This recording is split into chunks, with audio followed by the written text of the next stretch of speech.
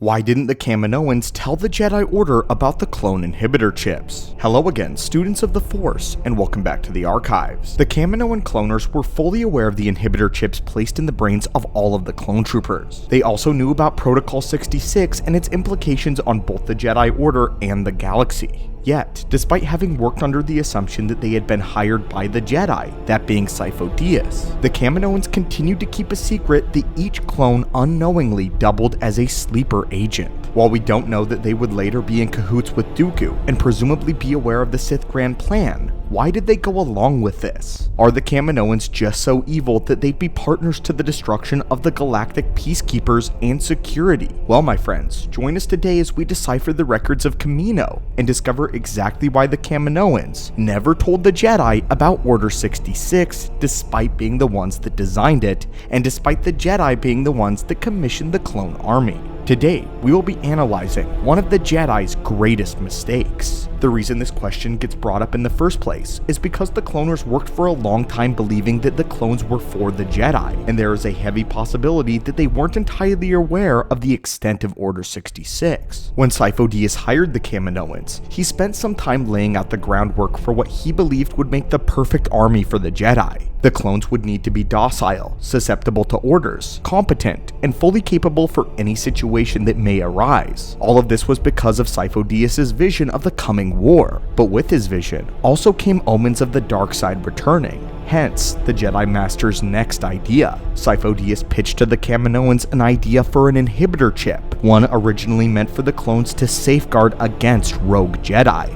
Rogue Jedi that Dovydas feared. At a single order, the clones would be able to group up and quickly neutralize any Jedi that decided to fall to the dark side or betray the Republic in any way. So in actuality, Order 66 was Dovydas' idea, but a version to maintain the Jedi Order's control on those Jedi that would turn to the dark side as Dovydas feared. But once Dovydas was killed by Dooku, Sidious and Dooku retooled the chips to brainwash the clones into murdering all of the Jedi. So, posing as a Jedi Master, Dooku presented the ship to Lama Su and Nala Se, deceiving them into believing that Dovydas' intention was this new inhibitor chip. So for a while, the Kaminoans actually believed that these chips were for the good of the Republic and the Jedi Order. However, that's not to say that the Kaminoans are innocent as we would like to believe. We know that the Kaminoans are extremely intelligent, and it wouldn't be long before they discovered the truth about the inhibitor chips and their real design. They are genetic experts after all, the finest the galaxy has ever seen,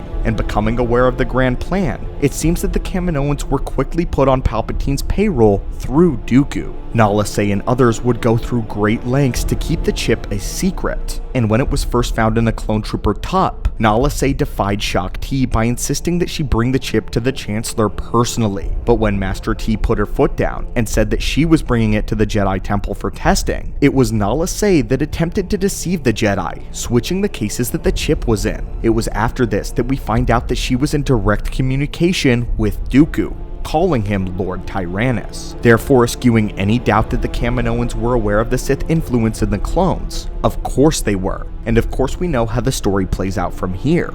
Nala Se continuously tries to find Fives before Shaak Ti can, and when they eventually find the clone, the Kaminoan poisons him with an aggression drug in order to make him far less credible. Any sense of innocence is now gone, and if they truly believed that the chip was just developed for rogue Jedi, then they would have said something to the Jedi Masters. But instead, Nala Se continued to lie and undermine the investigation. But there is more going on here than meets the eye, and there is a chance that Nala Se may also know the identity of Palpatine. After the Chancellor frames Fives for trying to assassinate him, both Palpatine and Nala Se shared a knowing smile with one another as he gives her back the evidence of the chip.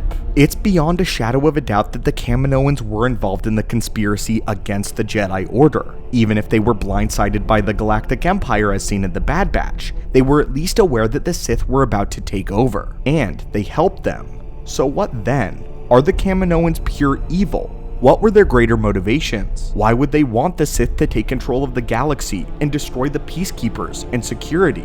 Well, from a purely moral standpoint, the Kaminoans were truly evil. But this all makes much more sense when we take a look at their history and their society and the way that it is structured. What the Kaminoans are, more than anything else, are survivors. We talked about this in our History of Kamino holocron, that the Kaminoans have faced hardship ever since their world flooded, and they had to begin living in stilted cities. In order to make sure their race actually survived and prospered, they perfected cloning technology to make more of themselves, and in doing so, they became extremely classist and all about conformity. That's the short version of their history anyway, but the Kaminoans were so classist that if anyone stepped outside of their caste or tried to stand out in an unacceptable manner, or even if children were born with green eyes, then they would be shunned or even killed in Kaminoan culture. Darth Plagueis even once mentioned how much he respected Kaminoan society because of how close they were to the Sith, achieving this naturally as a means to survive.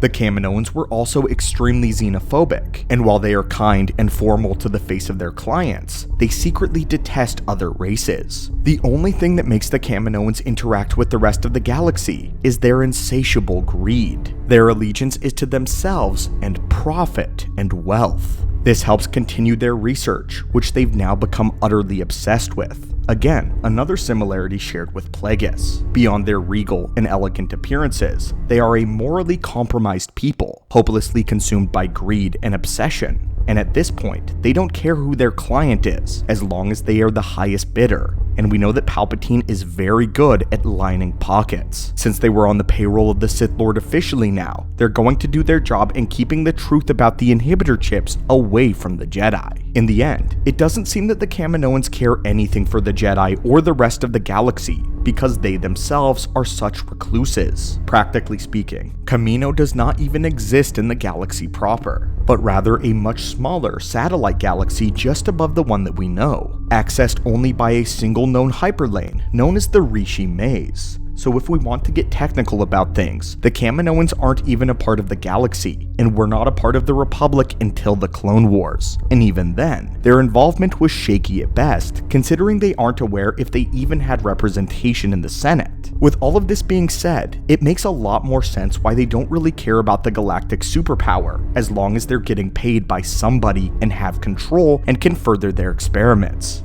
They only began having problems with the Empire when the Emperor decided to pull their funding. The cloning program had served its purpose, and now Kamino was too expensive on the Imperial budget, especially with the secret Death Star project needing all of the resources that the galaxy could spare. But anyway, my friends, this was the reason that the Kaminoan cloners did not tell the Jedi about the inhibitor chips or Order 66, an order instilled within all of the clone troopers to execute rogue Jedi that was eventually twisted by Sidious and Dooku, twisted to include all of the Jedi. It's almost surprising when we take a deeper look at the Kaminoans and realize just how truly corrupt they are. They had such quiet and graceful exteriors that it completely masks the evil that they're willing to be a part of if it gives them the funds that they need, including a massive plot against the defenders of peace and justice simply to turn a profit. But tell us, was this something that you had ever questioned before? Also tell us what other questions you may have in the comments down below, as we would love to explore them in a future holocron. We're also planning a holocron all about Kamino and their relationship with the Empire, as well as how that relationship eventually collapsed. So if you would like to see that holocron, be sure to leave a like and comment down below.